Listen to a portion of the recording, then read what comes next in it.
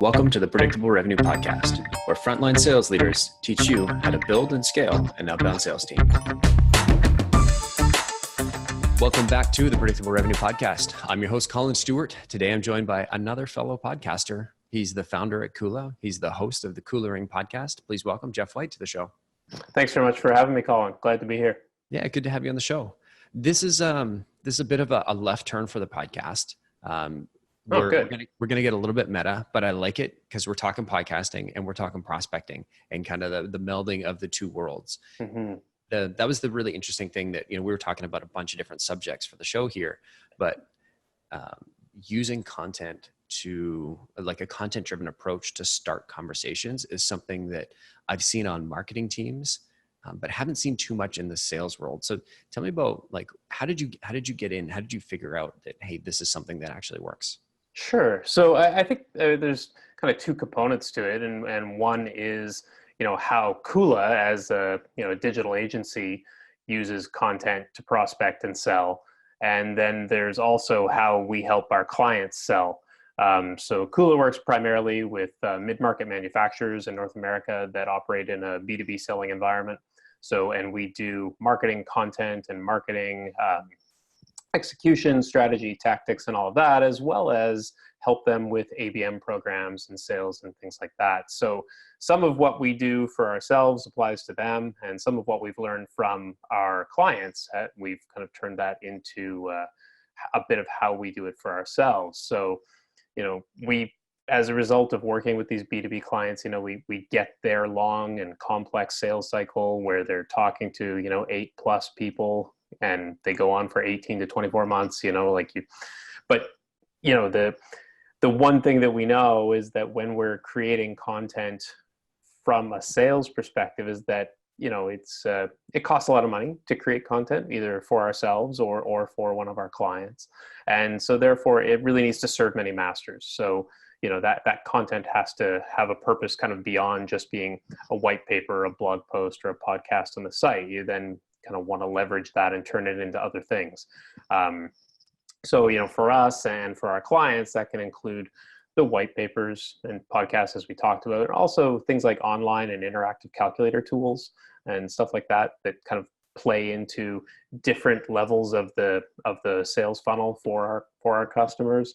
But I think the big thing and kind of the main reason why we've been using this as a prospecting tool is that it's getting really hard to cut through the noise. I mean, I don't know about you, but I get, half a dozen connections a day, either from LinkedIn, mostly being an agency, of course, I get every pseudo agency in India and other places trying to get them to do our WordPress sites for $5 an hour, things like that. So, so they contact you through LinkedIn. They're contacting you through your contact form. They're sending direct emails, and they're always really, really direct. It's like, "Hi, we do this cheap. Can you sell? Can you give us some work?" And I think when you kind of get those straight up sales requests, and what they kind of miss is that they're not trying to create any sort of relationship. They're just going straight to the bottom of the funnel. They're asking for the sale right away. I don't know who the hell these people are. I don't trust them. I have no relationship with them. And I think it, especially in kind of a professional sales or professional services sale role, like we are as an agency, having a relationship with somebody before you kind of get to that discussion about their needs and their requirements from a sales perspective is really important. And there's a really great book called How Clients Buy. I don't know if you've seen it, by Tom Mackinnon and another guy, Doug something, but it escapes me right now. But one of their biggest tenets with this is that sales are, especially with credence goods like professional services, sales are based on trust.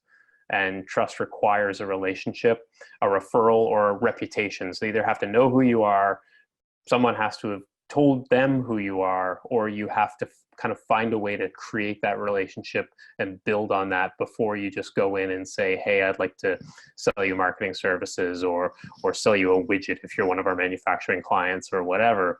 But it's especially important when selling professional services. Totally agree. I haven't read the book, but I picked up a couple copies for the office and will be we'll be getting into it. I've passed them out to our sales leader and our marketing leaders already. So nice. Yeah, it's a great book, and it really kind of serves to highlight just how important that kind of relationship is. And I think they do a really good job of showing how that works all the way from, one or two person, web agencies right on up to Boston Consulting Group and McKinsey and Co. Mm-hmm. Yeah, it kind of reminded me of the when we were talking about it, the Win Without Pitching manifesto in that book. Yeah. I think they have a lot in common with Blair, and Blair's techniques for selling and kind of creating those relationships are very similar. Cool. I'll throw a link to both the book and the Win Without Pitching. He wrote a bit of a manifesto. I think it's still on his site. Yeah, it is. Yeah, and it was basically don't just throw proposals around, especially if you're an agency. Mm-hmm. Yeah. Which at the time I was selling to agencies, and it gave me a really good insight into sort of what they were going through. Mm-hmm. Yeah, no, there's certainly a mindset within an agency. I'm part of a agency CEOs group, and having been part of the HubSpot partner program for a long time, you get a lot of opportunities to kind of chat with other agency owners and understand what they're going through. And it's basically like group therapy most of the time, where you just you wouldn't believe what people were saying or the responses we got, but you really do begin to get a sense that we're all kind of trying to find our own way and trying to find our own method of kind of connecting with those prospects and customers. Cool. Which is what led you to the podcast. Yeah, exactly. So, I mean, the podcast for us has been I guess we've been at it for a little over a year now. So we're probably about 50 episodes in, I think, at this point. And, it's really been an excellent vehicle, both for us as a learning tool, for us to be able to learn from our guests and connect with them, but also for kind of creating the seeds of that relationship really in a non-sales environment and in a very non-kind of committal way on the part of the prospect that we're talking to. Mm-hmm. I feel like I've ran a podcast. We're a little bit farther in than you guys are, but not so much. So I don't know if we've done any business with podcast guests. I think we've had guests on that were customers, but I've never gone the other way. And when I was thinking about this model, one of the things I was thinking about is like, how do you go from, the sort of podcast host guest relationship to, hey, now I'm going to sell you some stuff? Because I feel like that's the dance that we need to do very delicately. It is, for sure. And I wish I could say that, we've got hundreds of thousands of dollars in revenue as a result of that thus far. But right now we're still kind of very much in the process and learning from it.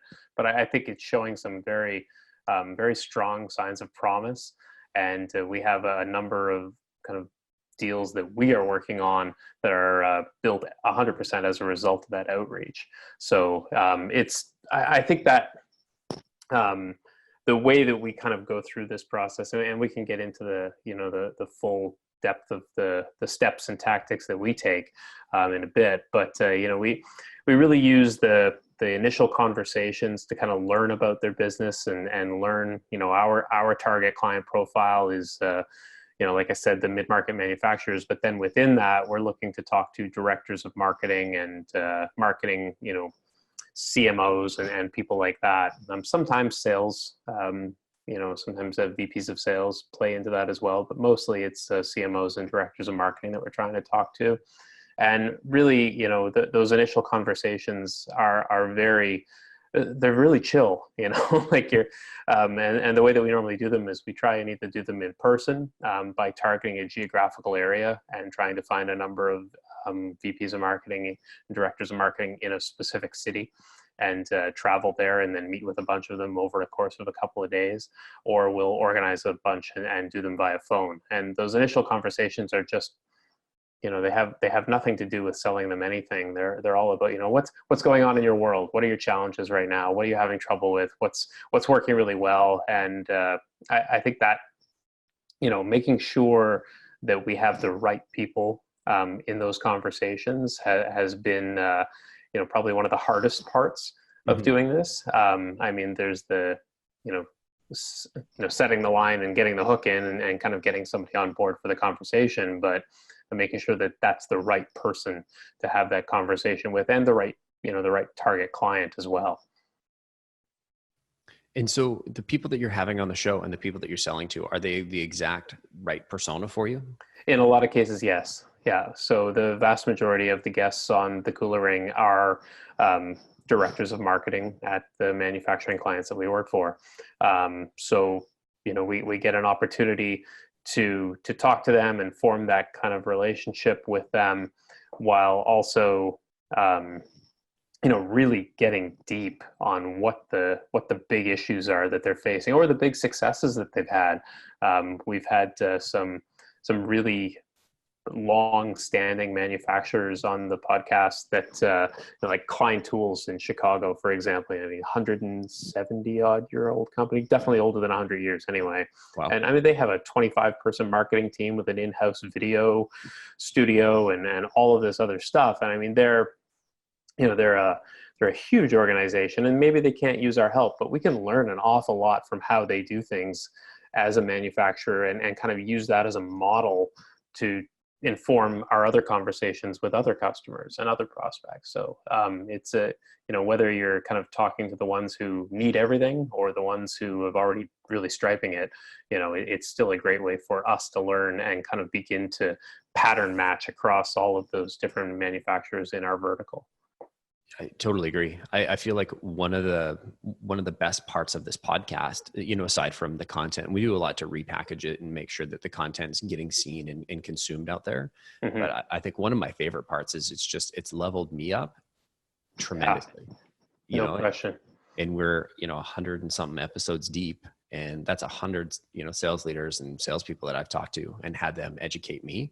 Mm-hmm. That's like 100 hours of school, well, plus the pre-interviews, which are, half an hour. So, 150 hours of content that, you wouldn't have otherwise put yourself through. And so it's not just about creating the connections. I imagine there's quite a bit of learning in there for yourselves. No question. Yeah, no question. And some of the guests that we have are not necessarily the prospects, but they're peripherally related. We had an intellectual property lawyer who works specifically with manufacturers around ensuring that their products aren't sold on the black market or ripped off and kind of sold via Amazon when they're not supposed to be. So just some really interesting learnings about the kinds of things that manufacturers often go through that you wouldn't even necessarily think of unless you had an opportunity to talk to a guy like that. Mm-hmm. So it helps sort of develop your understanding of the industry as a company, right? Exactly. You're getting a deeper look into, and so then you can use that to sort of inform your sales conversations, whether they are with, the podcast guests or not. It's still making you smarter as an organization. Yep, for sure. So I think we covered the pivot really, so we talked about you're getting generally it's the people that you want to talk to. You interview them first, pre-interview, interview, then what happens next? You've done the interview, they're like, okay, thanks so much, goodbye. Well, I think that one of the things that we do as we're coming out of an episode is we turn the transcript over to our director of sales, who combs through and listens to the episode, looks at the transcript, and looks for additional opportunities that maybe we didn't hear while we're conducting the call, because we're thinking about how to carry on a good conversation, not necessarily at that time, well, how am I going to turn this into a sale? I think there has to be some purity to it. You can't just be so obviously so blatant about trying to turn that into a sales conversation. I just want to pause you for a sec and just tell you need to buy some sales development people from us. Fair enough. But our director of sales, so he'll go through, and what he does is he looks for the needs, he looks for the things that are potential triggers and things that he can work with, and then he will actually reach out to that person a little while after the episode is live. And kind of say, hi, I'm so-and-so. I work with Collin and Jeff. We're the host of the podcast. Really enjoyed your episode. Saw this, thought it was pretty interesting. Would you be open to having a conversation about how we might be able to help you with that? That, because that's at that point, they've been talking to us 3, 4, maybe 5 times. There's the initial conversation when you get them on the phone, or the email back and forth when you're doing the prospecting. Mm-hmm. There's the half-hour sit down or a phone call where you're kind of going through to see if they're actually a decent guest. And then there's the recording of the episode itself. So, you're 3 episodes deep before you, or 3 conversations deep before you ever kind of try and pivot that conversation to something more sales related. And I think there's a lot of magic in that 4th conversation. Because it's almost like old home week. You get in there and it's like, oh, hey, how's it going? How are the kids? Like, totally. And you already have that familiarity. And like Tom says, in How Clients Buy, now you have a relationship. Now you have, they've, at that point, they've heard the episode, they've shared it with their network, their company has probably shared it to their entire network. They've gotten feedback on it. People are telling them they sounded great, all of that. So it's just a real kind of pump up of the ego.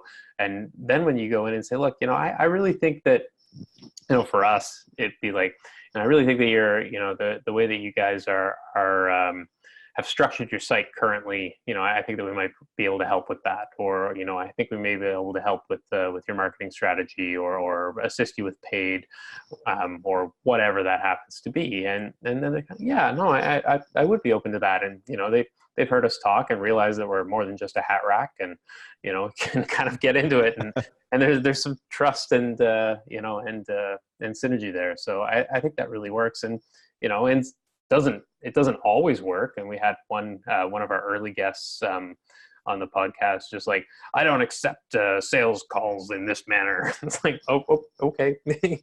Like, but post podcast. Yeah, it's just really weird, but I think for the most part people are really really kind of okay with it, and they don't mind, they enjoy it. Yeah, it's an accelerated relationship builder, right? Like, exactly. I think we will, at the end of this, like, let's say we record for an hour and we did a half an hour pre-interview. I'll have known you for 90 minutes total. And same with most of the guests. And I feel like anytime I'm in town, they're like, anytime I travel, I'm like, okay, let me see what guests are in town. And because you just want to, like, you feel like you got this, like, budding friendship with somebody. Exactly. Yep. That you're basically exploiting to make money. Perhaps, but I mean, it's altruistic, it's all about for the greater good, right? Totally. And I love that it's the content first, and there's that sort of separation between, hey, this is about good content, and then if our director of sales happens to see or hear something like an opportunity, cool, let's jump on it. Yeah, precisely. So, and if there isn't anything, there isn't anything, but you still have a relationship there. And I think one of the things that we have seen is that people do kind of come back later.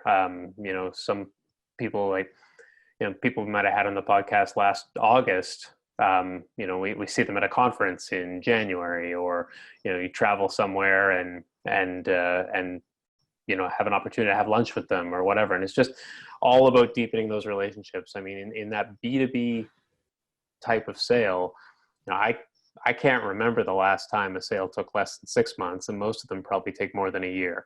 So, each time you're just kind of re-upping, getting to know them. One of the things that we're also always doing too is that, we're not just promoting the episode that we released this week, we're promoting the episode we released 6 months ago too. So they're kind of oh, look, that was fun. I enjoyed that. Like, it pops up in their feed again, or you go and like their, when they save it, when they share it, or whatever that happens to be. So it just creates lots of opportunities for touches that without having that content, there's absolutely no way you could have done that. For sure. It's helped us build partnerships with other companies that we'll do like joint webinars with now. Oh, cool. We got one, we had Toucan on the site from LeadSift last year. Oh yeah. Last year. And I think he is. Yeah. No, I've met him a number of times. So I was chatting to him end of day yesterday. It must've been like 9 PM his time.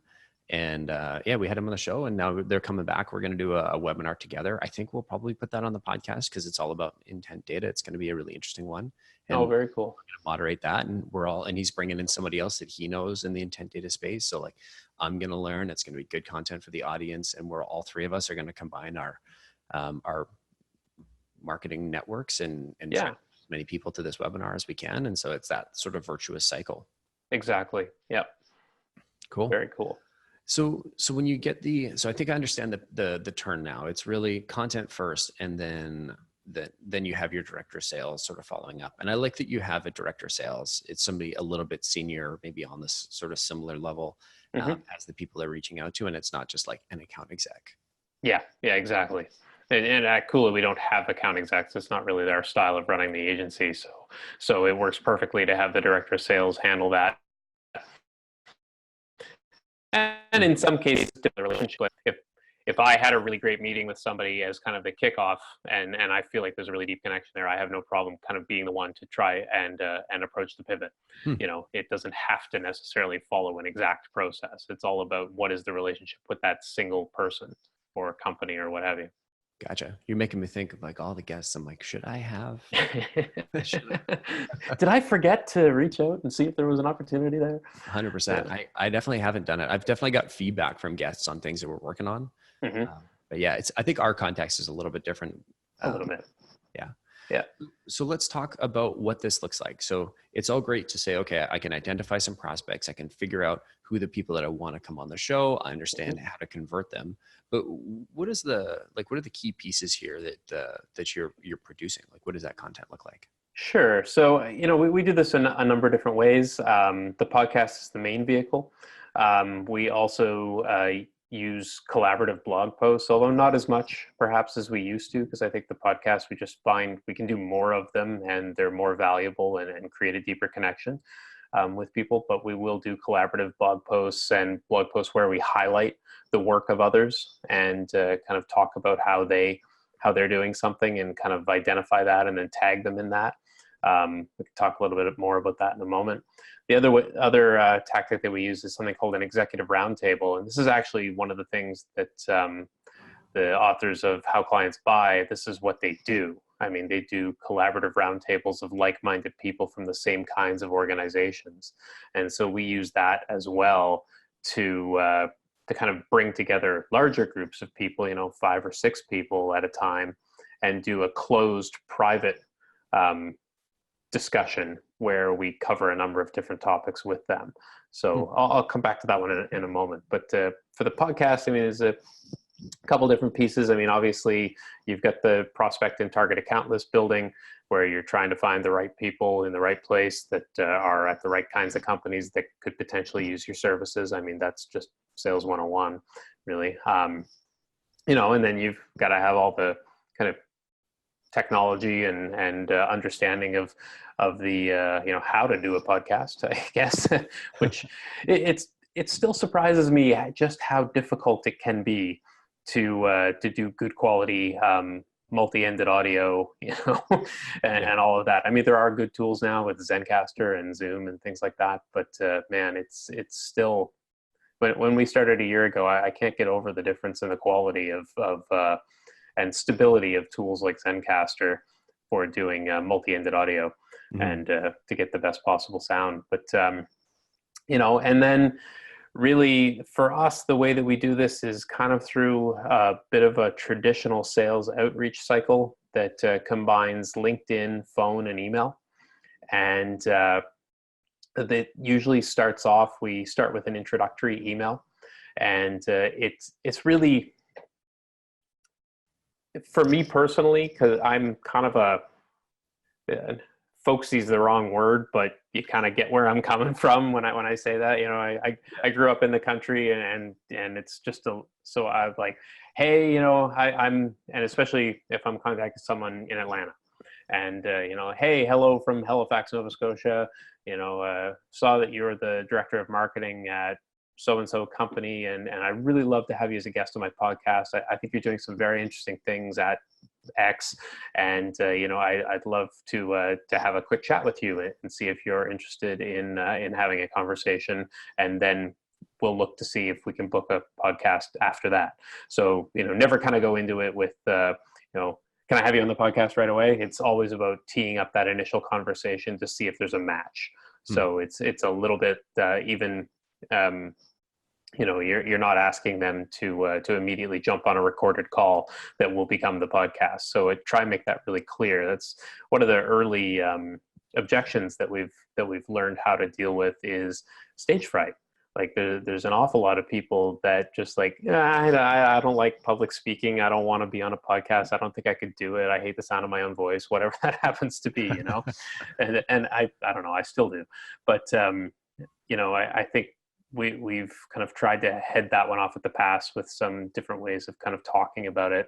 And then, we'll follow that up with a cadence of phone call and email. And then in the middle there, we'll connect on LinkedIn with a similar kind of request that's just about having them on the podcast. It's not about, any sort of sales outreach or anything like that.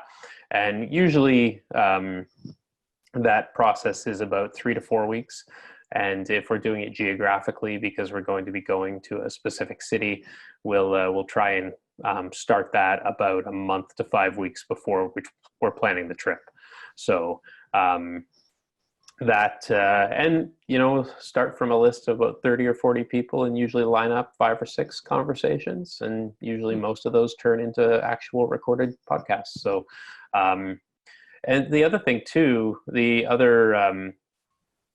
some of the other objections that we'll get, sort of revolve around, I'm not allowed to talk about the business in that way outside of, and have it published. Maybe they're in defense or something like that, or contract manufacturing. So we've kind of tightened our target client profile to ensure that we're not really asking those folks, because the answer more often than not tends to be no. The other thing too is that we'll get people who think that it's really about showcasing their business or the business, but in reality, we're looking to showcase them. And I think that's really at the heart of why this works, because it's a bit of an ego stroke. It's like, hey, I think you're pretty cool. I would like to talk to you and get you to tell your story on our show. And that just resonates with people. And it's just very different from a traditional form of outreach. The interesting thing you said there that I want to highlight, you email about 30 or 40 people, and you get how many people turn into a podcast? Usually 5 or 6. Those are great response rates, man. It is. It's unlike anything else I've ever tried. So it's and I think it is at the end of the day, it's because of what the ask is. So it's about lifting them up and showcasing their expertise as a marketer, as opposed to, hey man, your website sucks. Can we redo it? Yeah, that's fair. And so, I mean, man, like those are amazing response rates. Why aren't you doing 1,000 of these a day? Purely time. And that's really, so there's 3 of us on our sales team, and we kind of carve off about that many each a month. And that seems to be a good way and a good cadence of getting into those conversations. So if we can line up, 10 to 15 podcast recordings from that outreach every month, then I think we're in a pretty good place. And, then you've created those relationships. And even if even if you go through the initial conversation and no podcast gets recorded, whether, legal puts the kibosh on it or what have you, it's still good to connect with people in our target client space. Yeah. And I buried the lead a little bit here, but this is exactly why I wanted to get you on the show is, sales development teams struggle. Like their goal is to open conversations. I don't know too many teams that are successful at sending 30 or 40 emails and getting, or, reaching out to 30 or 40 contacts and booking 6 strong meetings out of it. Like those are amazing numbers. Yeah. Yeah. I think that really is, probably should have highlighted that earlier, but that really is kind of what we've seen. Cause we've tried pure sales-based outreach before. And it doesn't have anywhere near the same level of impact. For sure. And so results, you're each rep on your team. So there's 3 of you, each of you are reaching out to 30 or 40. You're booking sort of 5 to 6 meetings from each, or 5 to 6 episodes from those. So that's 15 new contacts a month, or 15 new conversations a month. And then you're basically, if you're the one that recorded, you're generally not reaching out, you're reaching out to somebody else's. Right. Yeah. And it's been both ways. We've had, We've had our director of marketing doing outreach for the podcast, myself, my partner and co-founder, who was the co-host on the Kula Ring, and our director of business development. We all kind of take a slightly different tack to it as well. You know, if it's the host reaching out, it's a little more kind of one-to-one. Mm-hmm. If it's the director of marketing, it's like, you know, it might be a little bit more of kind of a side way in. You know, it's like, we think you think the company is really interesting, and we'll kind of come at it from that perspective. Yeah, who the company could we get to come and do this? And yeah, you. Oh wow, surprise! That's so weird. Yeah.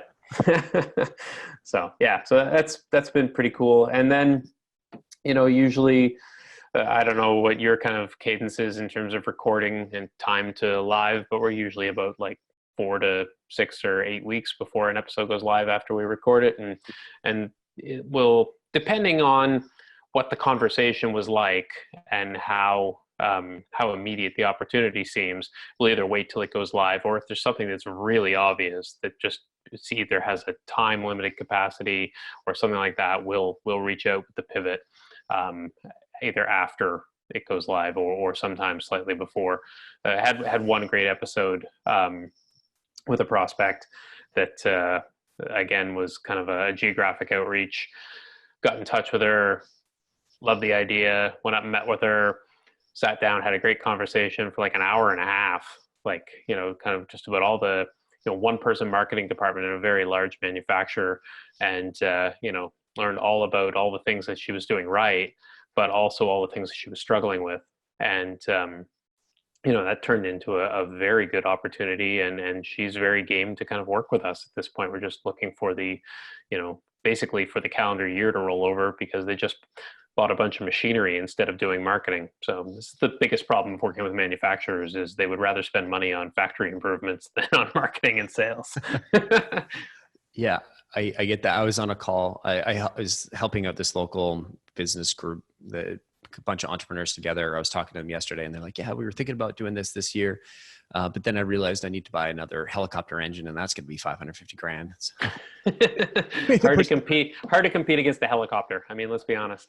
For sure. My, you know, being a proper Canadian with, you know, a little, you know, some knowledge about sales, my instant reaction was, well, you know, I hear you do heli skiing, so I can do all this for free if you take me heli skiing. Yeah, exactly. I will do anything for some free heli skiing. I'm with you there. Yeah, for sure. Right on. And so the podcast, basically that's the majority of the content. You guys, sometimes you'll do like joint blog posts. Yeah. Cool. Yeah. And I think the blog post thing is interesting. And I mean, this is, in a way, this has been done to death. Just kind of compiling a bunch of thought leaders and kind of using their quotes and linking back to them, you know, as a way of kind of reaching out to them. And I can't remember the name of the guy who started the idea of the skyscraper blog post where you, what was his name? Oh, that's horrible. But basically the whole premise is that you create content that highlights leaders that you would like to speak to and the things that they have said as part of that, and use those to kind of help prove your point through the post or the content.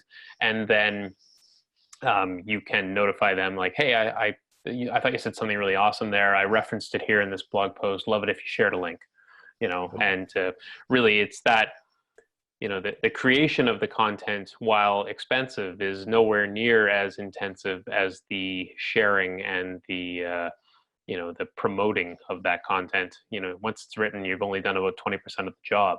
You know, now you have to leverage that into other things and get people to begin to kind of provide their spread as well. Yeah. I found the link. Is it Brian Dean? Yeah, that's the guy. Thank you. Yeah. Cool. I remember hearing Neil Patel talk about it in one of his posts, but I'm sure he was just parroting back what Brian had done. Yeah, I think so. And I think they kind of went back and forth on that when Brian initially kind of surfaced just how good it is. And we did one of these a couple of years ago. It was like a 15,000 word blog post on everything you need to know about inbound marketing. This is when we were kind of all in on the HubSpot thing. Yeah. And that post is still on our site. It gets a ton of traffic. I mean, it's just like, it's a massive piece of content about inbound marketing. And I think it references like 130 different marketers. And there's just links all over the place, and it's really long. It needed a table of contents. It was massive. But that kind of content, I mean, it might take you a month to write, but then, following up with every single one of those people and asking them to link back to it or tweet it out or, share it on LinkedIn is an even bigger job than that. Yeah. I'm definitely going to be sharing this this episode with our marketing team. So if you're listening, everybody. Exactly. And you better be. Yeah, because we've got Max, who I think you might have interacted with in helping get this set up. He's basically, in addition to that, he's like an SDR on the marketing side. So he's got a quota for the number of backlinks he gets every month, and he's been just crushing it. Nice. Not hard to tell that you guys are a sales-based organization. You put quotas on everything. Everything. Awesome. For sure. Yeah. That's a whole other podcast we can get into for sure. Yes, it is. Yeah, I love this. Love the skyscraper blog post. Let's move to the exec roundtable. So yeah, so I think this one is really interesting, and Tom goes into this in the book, in the How Clients Buy book, a fair bit about how they do it. But what we've used it for is to find a common a group of related people who are at the same level in their career. So one of the things that's really important about this is you really don't want to have, if you've got like 5 or 6 people in this roundtable, everybody has to be the same degree of experience. You can't have marketing interns interacting with VPs of marketing because they just don't have the same kind of level of experience. But you can have a really good roundtable with brand new marketing people who are like 2 years out of school and in their first real job at a manufacturer. You can kind of bring those people together. The other way that we do that is we'll look for people who are new to their role, and so you can use LinkedIn for that and just say, show me everyone that kind of is new to a role within the last 6 months at the director level, and then compile a list from that. And it's the same kind of thing. The outreach isn't quite as responsive as the podcast outreach. We're probably doing like 100 people to get 5 on the thing. It's still not bad. I mean, conversion to meeting is strong. Yeah, it is. The biggest problem with the executive roundtable is that it's more time constrained. Everybody has to be available at the same time. Yeah. So, and it's geographically constrained as well. A little bit. Well, we do them virtually. So okay. we use Zoom or GoToMeeting, and the idea with that is to kind of bring everybody into the room, and then we have a series of I think 4 or 5 questions. It takes about an hour to an hour and a half to conduct one of these. So it's it's a bit of an ask of their time, which is another barrier, but it is possible. We've done 3 of these so far, I think, and really they're really interesting because they allow people to not only interact with us, but to interact with each other. And I think that's one of the things that's kind of interesting about an executive roundtable is that not only are they having an opportunity to kind of tell their story, they're learning from each other too, and you're connecting them to each other, which I think for us and kind of our ethos as an agency and as a company, where our whole kind of ethos is around people matter. So we want to be able to connect people to each other who are like-minded and may be able to draw value from each other. And one of the coolest things is kind of seeing that not only do they enjoy the roundtable, but you see them then commenting on each other's LinkedIn posts later. They didn't even know each other before the roundtable. So we brought them together. And I think that ends up having value for them in addition to what they take away from the roundtable itself.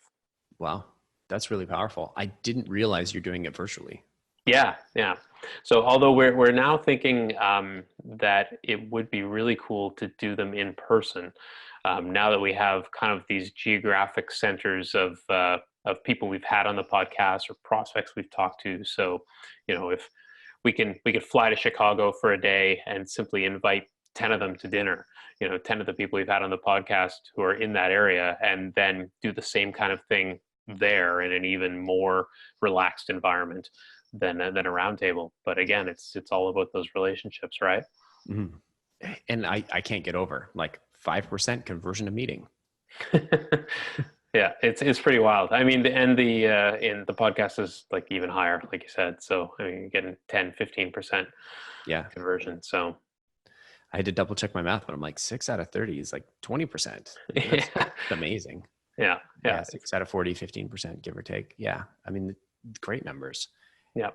It's funny. You do so much on the show, and so many of the conversations I've had have been about how do you get, how do you write better emails, and it's all sort of focusing in this direction. How do you get more out of your SDR team? It's this, it's that. Then we get Jeff on here and he's like, don't worry about sales. Just like book them on a podcast. And then you get like 5% response rates or 15% conversion rate to meeting. Like, screw you, Jeff. Hey man, I'm just mad that it took us Cripes are, Kula's 16 years old, and it took us until a year ago to figure this out. We've been talking about doing a podcast for 5 years, and we finally got off our ass and did it last August or last July. So. That's awesome, man. Yeah. We talked about it for, I think like a month or two, and Aaron's like, let's do a podcast. And that's why if you see, the graphic on our podcast, it's Aaron's picture, because he was the driving force. He wanted to do it.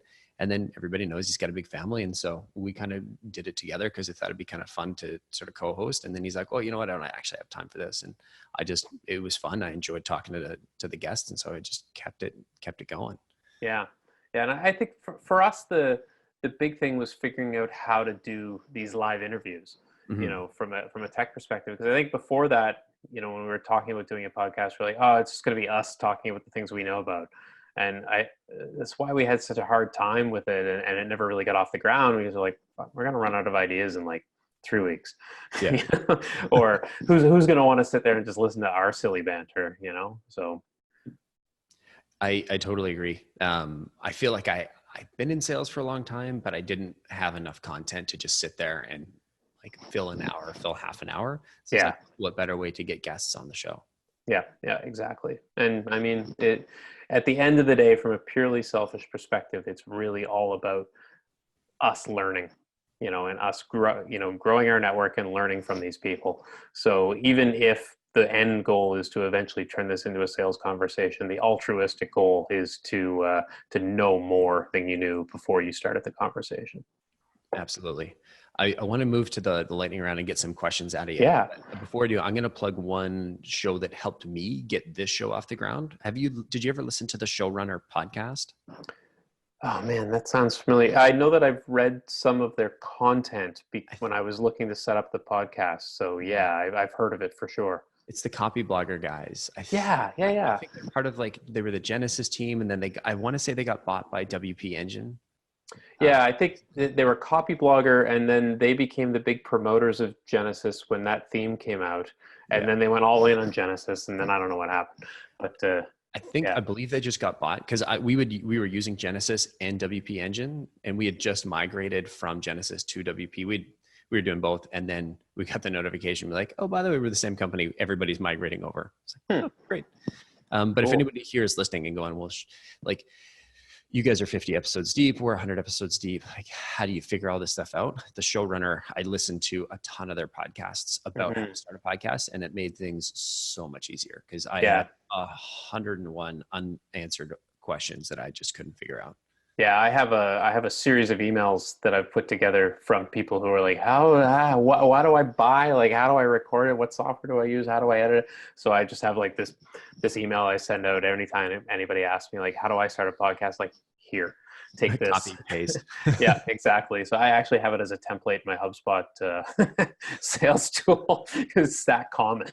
That's awesome. I really should do that. I get it not super frequently, but I do get it every now and then. And I go into one email that I sent out to May, this person I met at a conference. I was going to say festival, but no, it was a conference. Not the same thing. Not the same thing. And I just copy and paste that. Yeah. It's got the whole setup, the mic, the amp, and all that. Yeah. Cool. So I'll throw a link to the Showrunner FM That's the name of the podcast in the show notes here. And Nice. I'm gonna get Jeff get some opinions on how to send emails. So talk to me about how do you get people to respond to your emails? Well, I think that there's a couple of different things, and we've talked about a few of these things already. Make it about them. It's not about you, especially in the kind of outreach that we're doing, and even when you do more of a pure sales outreach, I don't ever want it to be about us. There's a lot of times that we get through a sales conversation, and our clients say, you didn't even start with the big kind of description of who Kula is and who you work for and all of that, all you did was ask us questions about our business and learn from us. So I take kind of the same tack about with our emails and our outreach. So make it about them, make them feel important because they are, and I really kind of continue to be amazed how much people think somebody who's doing a podcast is like the same thing as like a freaking Hollywood actor or something. Like it's really strange. Like, no, it's just a podcast. And so I'll use that to kind of build their ego up as well. Take a multi-pronged approach. It's not just about sending the email. It's about then following up by a phone, leaving voicemail messages, trying to connect directly and all of that. I don't know if you guys, there's kind of two schools of thought about whether or not you reference, whether or not you already sent them something previously or not. But I've tried both. I don't know that I have a definitive answer about which is better. And then really, work your personality into it. I like I said, I'm a little bit folksy, and so I try and use colloquialisms and kind of play up the fact that I'm from Canada, because often we're prospecting into the U.S. And I just think that it's not going to work with everybody, but I'm not going to know until I try. So I usually try to kind of just be myself, with the emails, so that the experience from the email to the phone conversation to the discovery call to the podcast recording to the pivot is really just like, it's not like all of a sudden I changed from Dr. Jekyll to Mr. Hyde or whatever, it's just me. I'm picturing you going full red-green mode. We have used red green while doing talks at American conferences. Absolutely. Because if women don't find you handsome, they should at least find you handy, right? Exactly.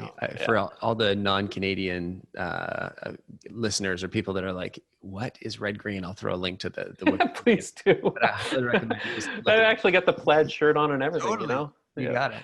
So yeah. So Mr. Red Green, how do you handle the brush off on a cold call? Well, I think it's there's a couple of different ways. Some of them you're just not going to be able to get back because they're simply not interested. Like I don't have time. I don't want to do it. I'm not allowed or whatever. So I'll if it's a podcast guesting request, then I'll find out if it's the kind of thing that are they just do they have stage fright? Do they just not want to kind of talk to another person and have it recorded and posted? Like that's a real thing. I'll sometimes try and redirect. Is there someone else at the firm that might be more interested or more engaged in this idea? I'll ask if I can follow up later. When it might be a better time. And if that's going to work, it'll work. And maybe there are better ways to do it. But those have kind of allowed me to pivot that conversation sometimes and kind of get it into the queue, but other times it's just there's nothing you can do. So I'll the other thing that I'll also do at the end of that conversation is ask if I can follow up with an email with some information about the podcast and a link, and ask them to have a listen and subscribe, because maybe if they had an opportunity to hear it, they might be more impressed than just kind of me asking about it. So at least that way I'm kind of in their inbox and you get a reason connected. To follow up on that conversation. Yeah. Cool. I like it. So what about last one, and then we'll move to my favorite segment. So it's the one I'm dreading. I'm not going to lie. It's make the guest sweat is my, and we used to surprise guests with it. I went a good period of time without telling people and be like, and now we get to the surprise segment, and people took it in good fun. And then I realized I was like, my goal is to make the guest look good. The worst thing you can do is like grind them for an hour of information and then make them like role play out of nowhere. Yeah, fair enough. Yeah. So last question, lightning round. What do you do when you need to push at the end of the quarter? We actually use content for that as well. So one of the things that we'll do is if we've got deals in the pipeline that are at kind of either stalled or gone quiet or whatever, is we have a whole bunch of different pieces of content that are tied a little bit more to kind of how you would work with Kula if we were already in an engagement or a relationship, a working relationship. So we will actually send an ebook. Like, I know we're not quite, we haven't quite signed on the dotted line yet, but I wanted to send this document through to you so you'd have a sense of what it's like to actually work with Kula. And so we have this whole guide to how things work if you become a Kula client. We have other pieces of content that we'll also follow up with other people with, like, we'll go through the list of the prospects we're working, and we'll say, okay, well, we had a podcast episode, 8 months ago that was about the same kind of thing that you're talking about, or that you said you were interested in. Have a listen to this; you might enjoy it. And I find that there's a real power. One of the biggest benefits of doing any kind of content marketing, whether it's podcasting or blogging or anything like that, is showing somebody that you just met that you've been thinking about their problem for a decade. So if I can go back to somebody that I've just had a conversation with, and I can say, oh yeah, in 2010, I wrote a blog post about how organic search can be helped via paid channels. I know we were talking about that on the phone a couple of minutes ago, but I thought maybe you'd be interested in this. And they go and looking like, holy crap, this person's been thinking about this for a decade, and I only just learned it was an issue. No, I just played with the WordPress timestamp. Yeah, exactly. That's a little more nefarious, but it still would work. But yeah, so we'll use content to kind of fuel outreach and just kind of further provide some insight into our thinking. It sometimes it works to kind of push things forward, and other times it doesn't. But it's still better than hey, can I get an update on that deal? Yeah, that's fair. It's a much more like you said, content driven approach. Exactly. Right on. Mr. Red Green, Mr. Jeff White, ready for the cold call? Let's try it.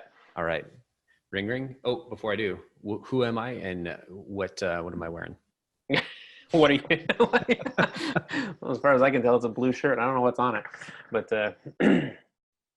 yeah. So how do you want to do this? So I'm calling you, or you're calling me? Yeah, you're calling me, and then what's the target company? What's my persona? Sure. So if I was cold calling someone to kind of get them on a podcast, I would be calling a director of marketing at a sensor manufacturer in the Midwest, and they're probably 15, 20 years into their job, and have a team of 5 to 10 people. So that's kind of who we would usually call. Perfect. All right, ready? Yeah. Ring, ring. Hey, this is Collin. Hey, Collin, it's Jeff calling from, I'm the co-host of a manufacturing marketing podcast, the Kula Ring, and I'm going to be in Chicago next week. And I'm just wondering if you might be available for a half hour to sit down and talk to me about the challenges that you're facing in marketing and sales, with an eye to having you on our podcast in a couple of months. I've never heard of Kula. Yeah, no, and we're a manufacturing marketing agency located in Halifax, Nova Scotia, Canada, and we focus on mid-market manufacturers like yourself, and like to meet with marketing VPs like yourself and get to know them and kind of find out what your challenges and successes are, so that we can share that with our audience of other manufacturing marketers who are similar to you. That's pretty cool, man. I like you just kind of, it was the steamroll. It was like, but it wasn't a pure cold call, or I shouldn't say not pure cold call. It wasn't like a cold call, like an SDR doing a cold call. It was, hey, I'm the host of this show. So yeah, really interesting. Yeah, it's a bit of a different tack for sure. Cool, man. Thank you so much for coming on the show. If people are like, Jeff, this is amazing, I want to do the same, or they're at a manufacturer in the Midwest that makes sensors and they happen to be a director of marketing, what's the best way they can get in touch with you? KulaPartners.com, and I am at Bright White on Twitter. Right on. Jeff, thanks so much for coming on the show. Appreciate it very much, Collin. Thank you. You're welcome.